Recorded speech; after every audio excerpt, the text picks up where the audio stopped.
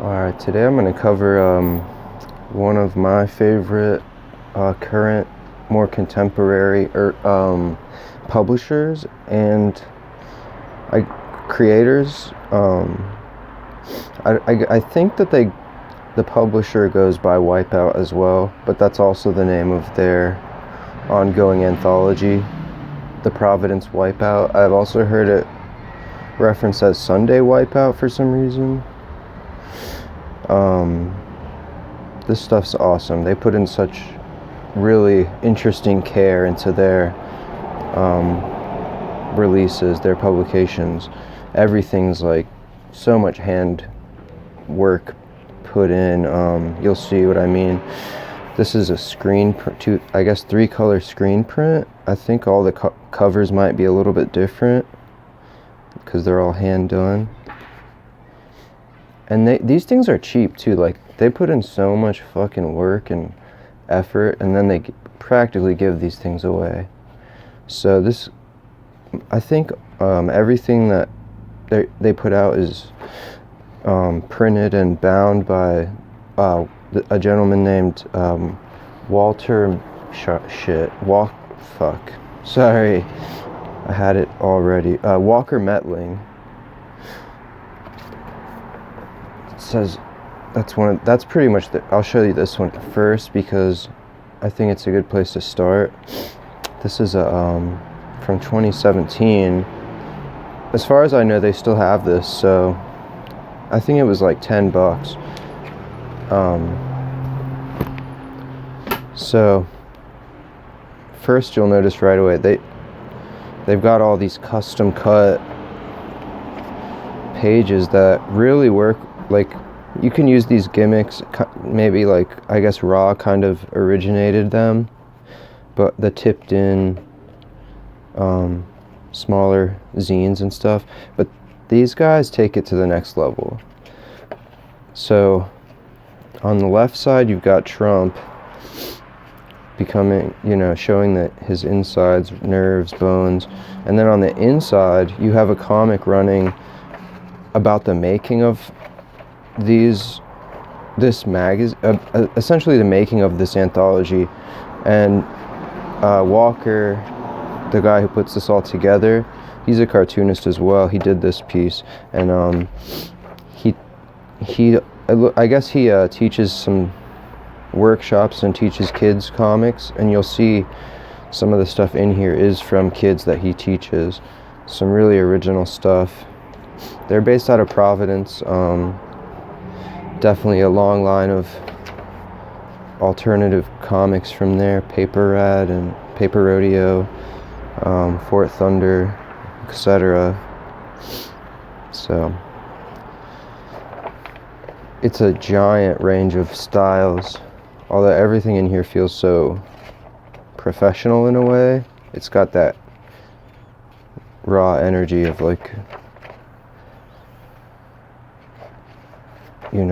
early Paper Rodeo creators and stuff. They're definitely tapping into some similar energy. So that's the large Whipeout. This is, I think, probably their newest, to my knowledge. I ordered this, I guess it was almost half a year ago now, but this is another edition of Whipeout. Providence Sunday Whipeout, see, and this thing just has so much effort put in. It's an anthology, a giant anthology. As you see, there's so many different paper stocks, changing colors, cut out, fold outs. Here's a list of creators. I was only familiar with a few of them when I made the decision to buy this stuff. I saw on an episode of Cartoonist Kayfabe when they still did the mail bags. These guys sent in some stuff, including this, but they only did really a brief look through, so I figured it'd be interesting to show off. I think a lot of people don't know about this publisher, or a lot of these creators are just doing great stuff, so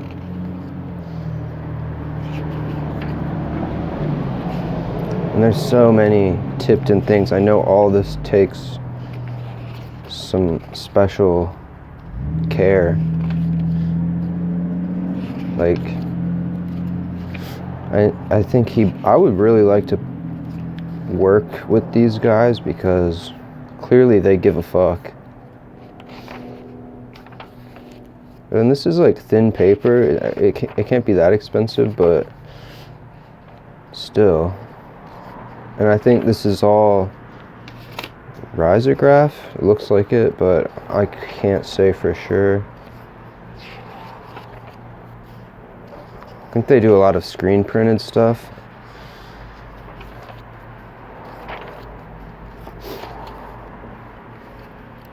I don't want to give away everything because I think it's definitely worth supporting these guys and buying this stuff. And they like I said, they give it away at a really good price. I think this is like a $20 book. Most hip publishers that are doing stuff like this, they're going to be selling it for a lot higher price. I think that's important. They're not trying to hold it as some high art object. It's more like they just want to get it out there. And the fact that I don't know if they cut these out separately after binding, I don't know. It's a lot of fucking effort, like I said. Special attention to detail. I gotta check back in and order from these guys again because they have a massive web shop. Look at that. I just took some guesses and pulled the trigger on these ones, and I was super impressed. Here's one of the coolest parts, I think. And this is another piece from the Walker Mettling. So it's really cool, like snake book.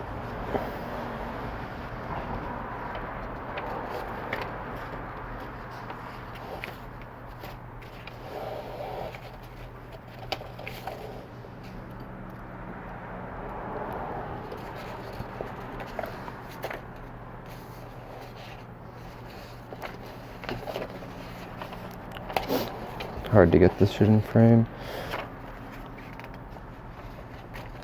Super creative though. Unique approaches to bookmaking, binding, printing, etc. And of course, comic making. Here's another section of his work. And this actually came with the screen printed cover poster, but I don't know what I did with it. I'll have to find that thing. Shit. Get that stuff. So many unique approaches to cartooning. I mean, this stuff is so good.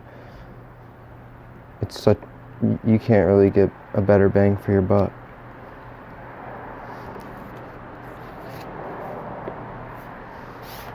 Then they have this, the sparkle. And this is another anthology, but it's a little bit more straightforward in terms of production.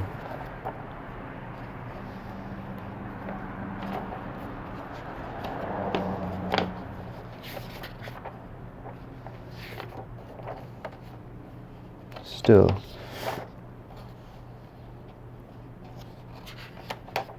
I actually think this stuff is all by Walker Mettling. I don't want to say the wrong thing, but like the art all seems so similar. Yeah, this series is just him.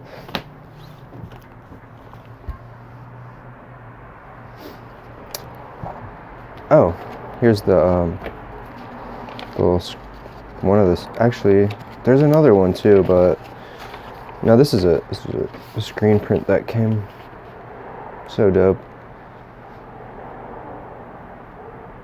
And this comes with the that large issue of the longer issue of Whipeout. So get that drink for free. And if you're like international, I think you could probably message them on Instagram or something and work out a decent arrangement. They're always just trying to get this stuff in people's hands. I mean, I really respect that about them.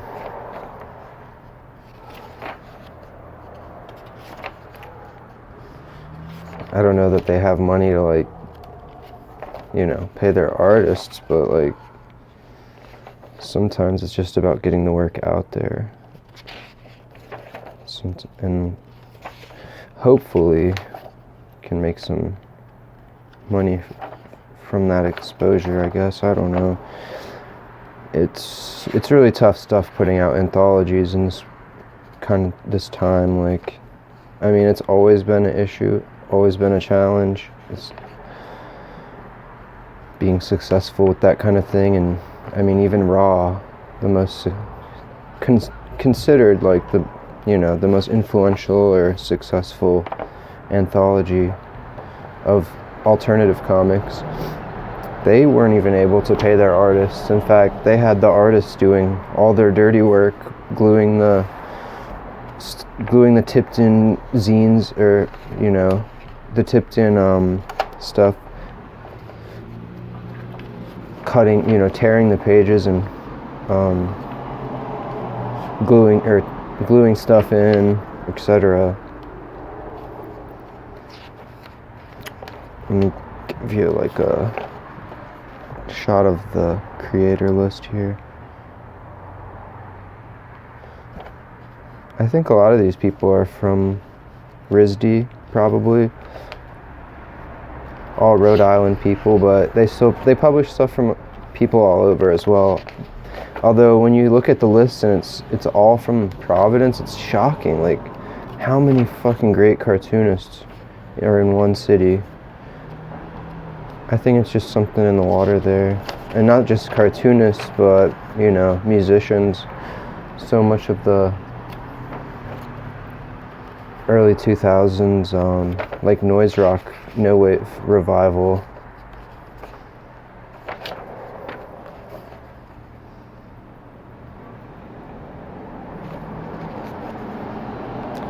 Another tipped in banger. I don't know if this is from a kid or what, but definitely has that childlike vibe.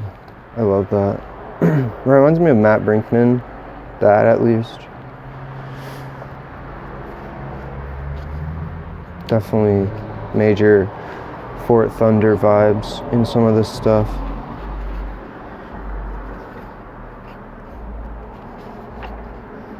I wish I had more information on them, or the artists. This is kind of just a flip through episode. I'm not as knowledgeable about these guys. Figured I could maybe bring them a few sales or something. Look at this stuff. They do a really good job with the print work. I mean, look how detailed that shit is. This would be hard. Okay, so certain ways of printing this kind of stuff would look shitty, and it's really hard to get all those small marks, but it works for some reason with this kind of choppy blue. It almost looks like photocopy or something. I don't know what they're using to do that. Some psychedelic shit.